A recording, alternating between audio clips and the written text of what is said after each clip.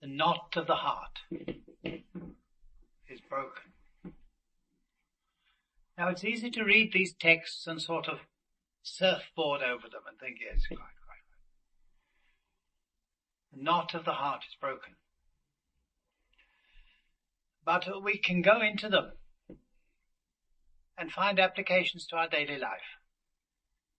And we take just as an introduction to the talk, this is a verse from the Mundaka Upanishad. The knot of the heart is broken. What does it mean?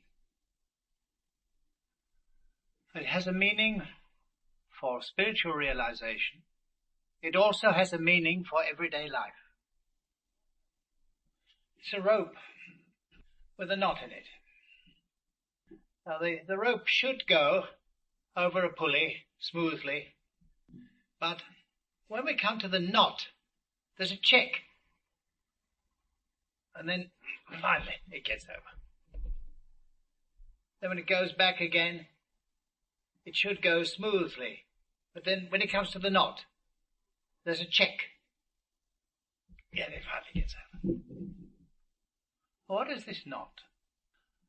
When I'm working smoothly at something, supposing I'm typing, supposing I'm cleaning the floor, supposing I'm weeding the garden, supposing I'm working at a translation, it's quite smooth. And then the thought comes, why do these swine leave everything to me? The smooth flow is checked. It should go smoothly. It should go smoothly. Here I'm doing the job smoothly. I suddenly think, what appreciation do I ever get?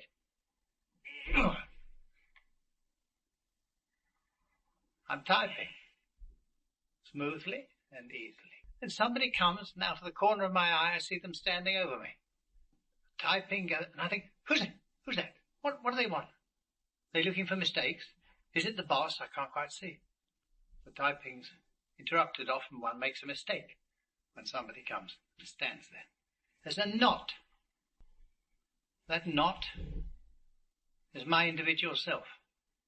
How am I affected by this? What am I going to get out of it? I want to be awful if it goes wrong.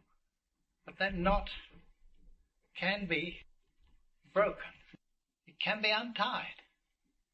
And then my actions in daily life will go smoothly. These vivid illustrations are given by the teachers to bring these phrases to life in ourselves when there begins to be a spiritual freedom. So that, yes, if somebody comes and watches me, still I can go on.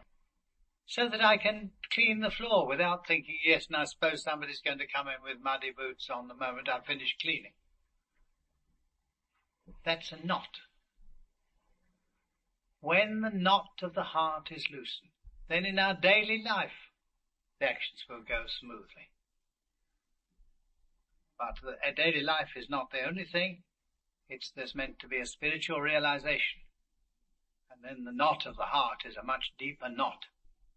But these things have an application to daily life. They're not something that we hear or think of remotely, like going to the opera. Oh, isn't it wonderful, wonderful. Then you come back to daily life. No, these things have a meaning for our daily life. Now, the archer is the one who's going to shoot. And who is he? Here's myself as I stand there. And the text says, you can read of him. And the text describes him as a man hoping, fearing, desiring things will go better. Things might get worse. Always quivering, shaking. We think, oh, but not everyone's like that. Millionaires, they're all right. Yes. I'm worth $1 billion, but I owe 2. And we have just seen, as a matter of fact, one millionaire who has very recently died. He was worth $1 billion, and it's turning out that he owed 2. They're not free from worries and anxieties. Sometimes The fear of absolute disaster is much greater in the case of those who are prominent in the world than it is for others. But we are all subject to this domination by the knot of the heart, the knot of fear, the knot of hope, the knot of desire. It says in the first part of the Upanishad, which we're not studying, I haven't asked you to read it, that the Brahmin, that means one who seeks for Brahma. My teacher used to say that. He was asked by a very orthodox Brahmin from India. He said, why are you teaching these barbarians here? They are not Brahmins. But my teacher said, someone who seeks for Brahma, for the ultimate reality, God, is a Brahmin.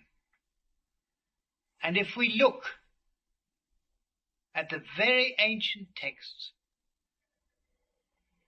the Chandogya Upanishad, for instance, one of the oldest of the Upanishads, it's at least 600 BC, perhaps older. Now there is a student who comes to a teacher, and the teacher says, well, who are you? You see, it's usual for the pupil to tell the teacher who he is. The teacher says, well, who was your father? Was he a Brahmin, for instance? And the boy said, well, my mother told me, I don't know who your father is. Because before I had you, I had several partners, and I don't know which of them is your father. Then the teacher said, you must be a Brahmin. Only a Brahmin would speak out the truth like that.